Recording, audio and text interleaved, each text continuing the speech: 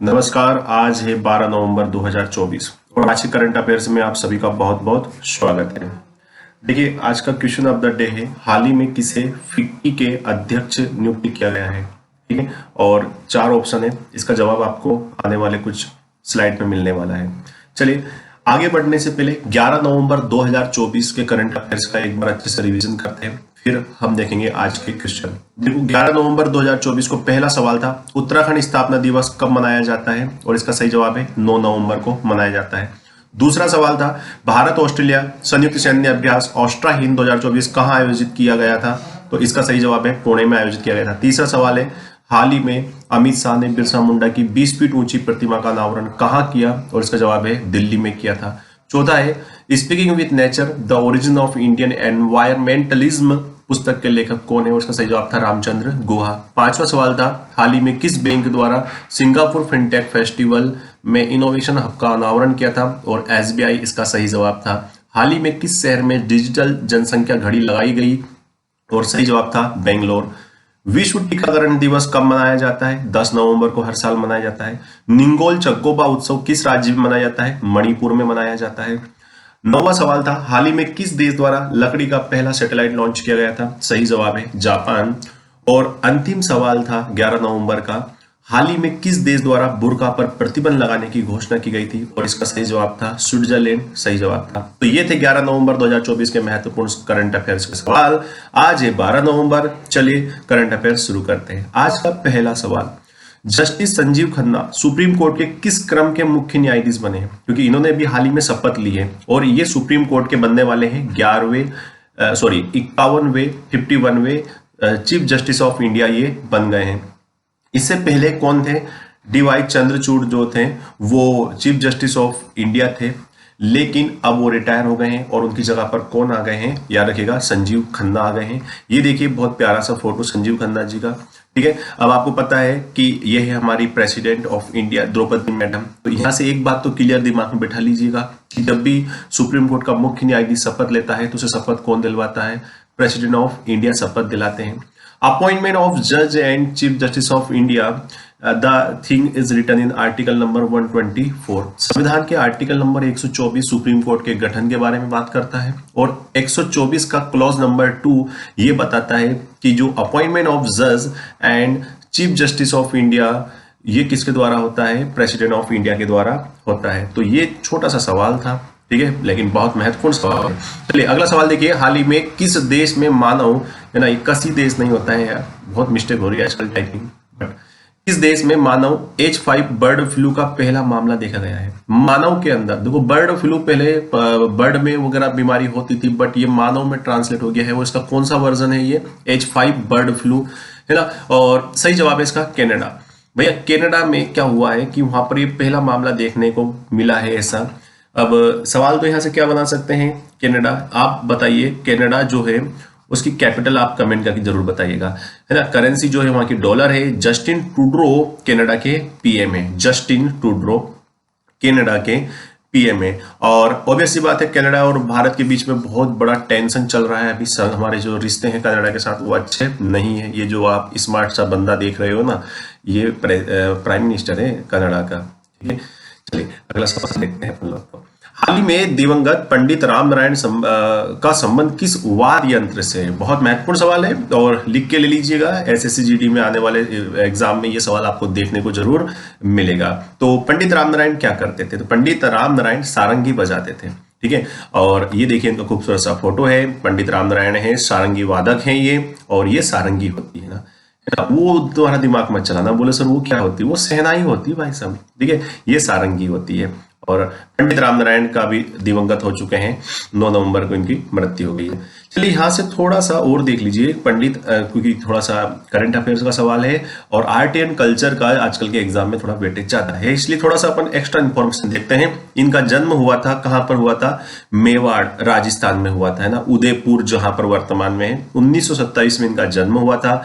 अभी 9 नवंबर 2024 को मुंबई में इनकी मृत्यु हो गई है।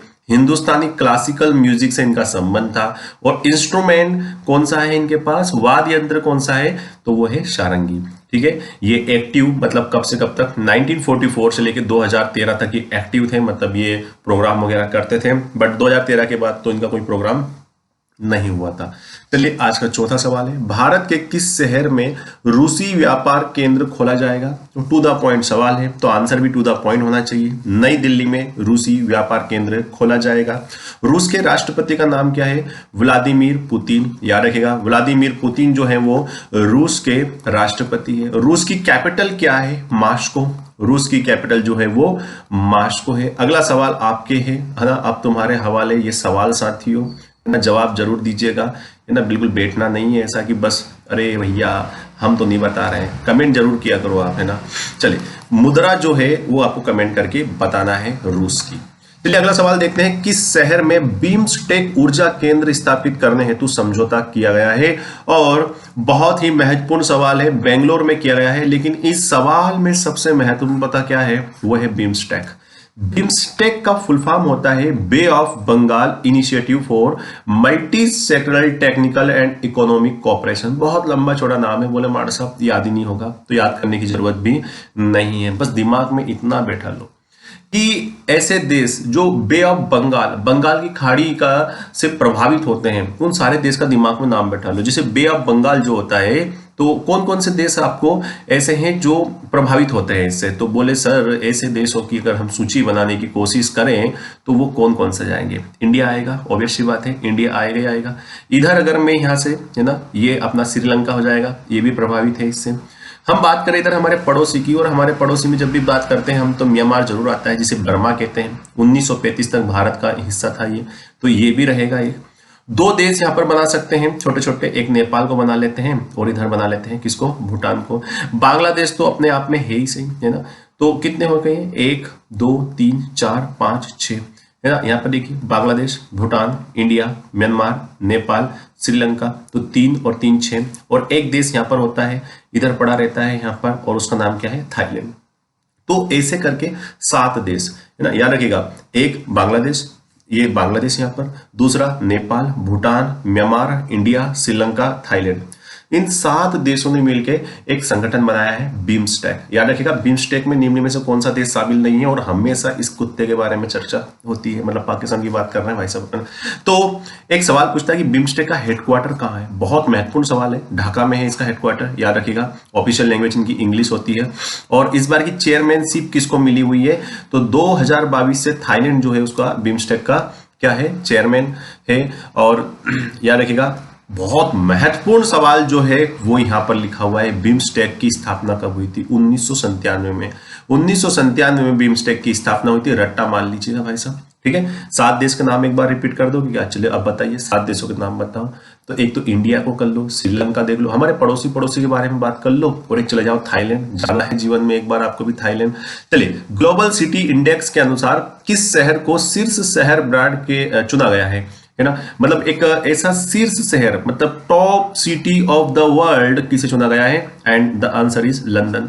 भैया दुबई, टोक्यो के अलावा ये दूसरे तीसरे नंबर पर है दुबई और टोक्यो, लेकिन लंदन जो है विश्व का सबसे अच्छा शहर चुना गया है, याद रखिएगा।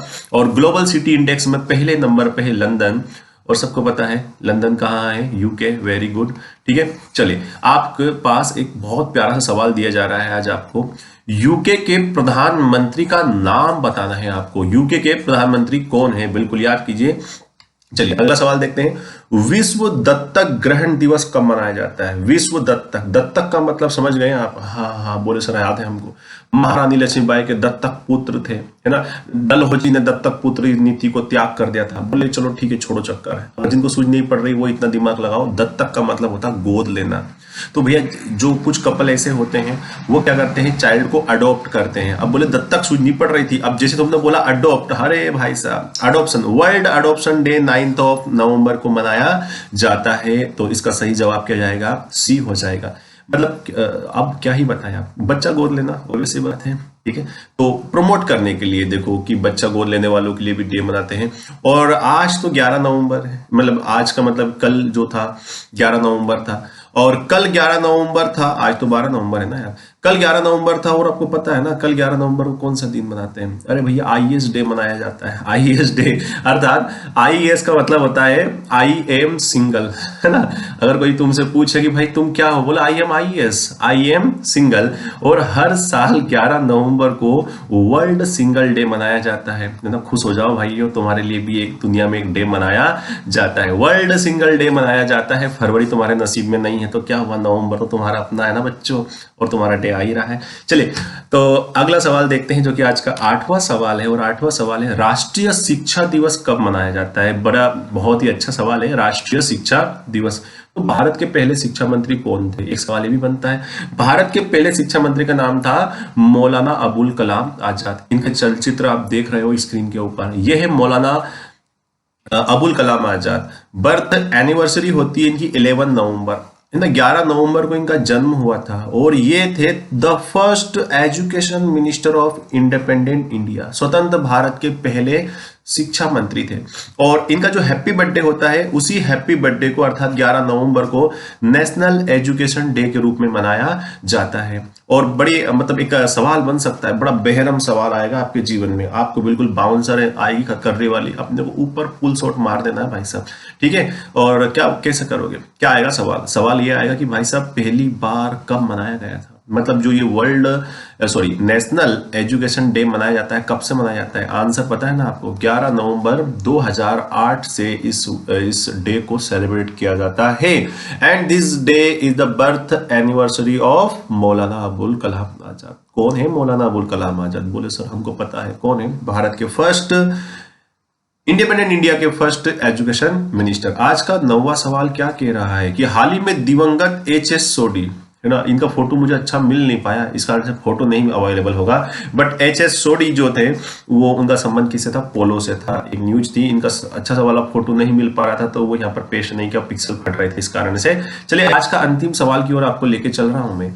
और फिक्की एक संगठन होता है ना, और फिक्की के अध्यक्ष किसे नियुक्त किया गया है इस बार? सवाल तो यही था, हर्षवर्धन अग्रवाल। ये जो आप देख रहे हो ना, ये है हर्षवर्धन अग्रवाल, है ना। अभी जो फिक्की है इसकी स्थापना कब की गई थी? बोले सब दिख रहा है, दिखा कुछ तो दिखा हमको, ये दिख क्या कुछ? यस वेरी गुड, फिक्की की स्थापना 1927 में की गई थी और फिक्की के अध्यक्ष के रूप में हर्षवर्धन अग्रवाल को चुना गया है। फिक्की के ऊपर अब दो चीज समझिएगा, है ना, ये जो व्यापारी वगैरह लोग होते हैं इनका एक संगठन होता है पूरा का पूरा फिक्की, ठीक है। और हर्षवर्धन जो है इसके वर्तमान में क्या है? अध्यक्ष है। एक सवाल ये बन सकता कि हर्षवर्धन इस पोस्ट पर आए हैं तो इससे पहले कौन थे? अनीश शाह। इससे पहले फिक्की के अध्यक्ष कौन थे? अनीश शाह थे, और हर्षवर्धन ने क्या किया है? अनीश शाह का स्थान लिया है। तो ये थे आज के महत्वपूर्ण सवाल। मैं आशा, उम्मीद, होप सब कुछ करता हूं कि आपको पसंद आया होगा। और अगर आपको लेक्चर अच्छा लगा है तो please like, share and subscribe. तो मिलते हैं अगले लेक्चर में, तब तक के लिए जय हिंद, जय भारत, वंदे मातरम। Have a nice day.